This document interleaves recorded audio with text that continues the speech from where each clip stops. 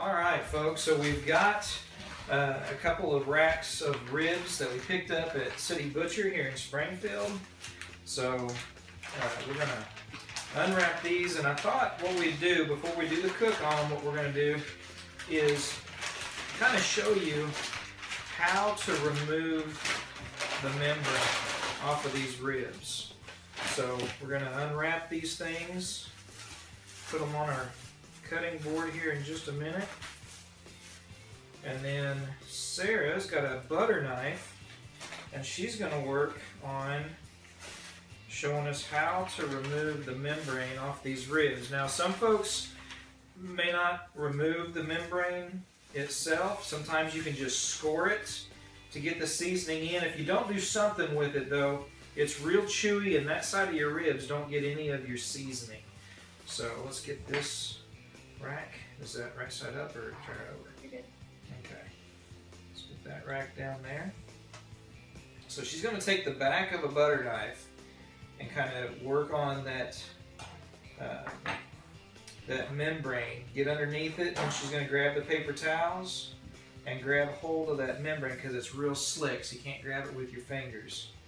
And then she's going to work on pulling that apart. You can hear it as she goes.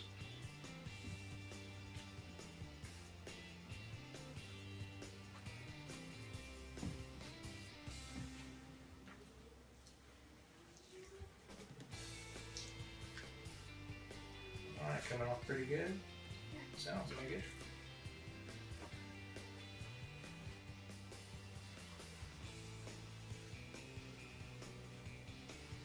So you don't have to get intimidated by trying to pull a membrane off the ribs. It takes a little bit of practice, but it's something you can definitely do pretty easily.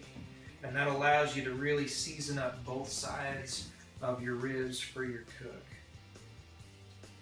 So, like I said, some places, and I've had some really good ribs where they've just scored it just to get a little seasoning in there. But yeah, if you can remove it, that's the best way to go. Got it. Got it? All right, set that one, the membrane aside anyway. Like that. Let's do that one. And as you can tell, it doesn't take long at all.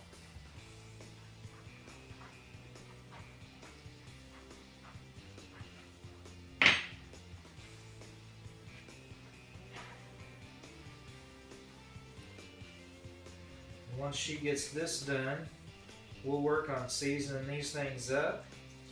Let them set for a little while. We've already got a couple of racks that we seasoned last night that have been in the fridge. We're going to season these up, let them set for about an hour. In the meantime, we're going to get the big green egg fired up, and we're going to do probably about a 4 to 5 hour cook at 230 degrees and use a little bit of apple wood today, along with our salt and pepper and paprika mix that we're going to season them with. And then probably every hour or so we may spritz them, not necessary so much in the egg, but we may spritz them with a little bit of apple juice just for a little bit of flavor as well. And we'll take the drippings and make a few things with the drippings also. So back up this one. Okay. All right, you got it? Yep. That's awesome. Go ahead and go over there and wash up your hands, and we'll get ready to throw this stuff away and get these ribs seasoned up. So there it is, folks.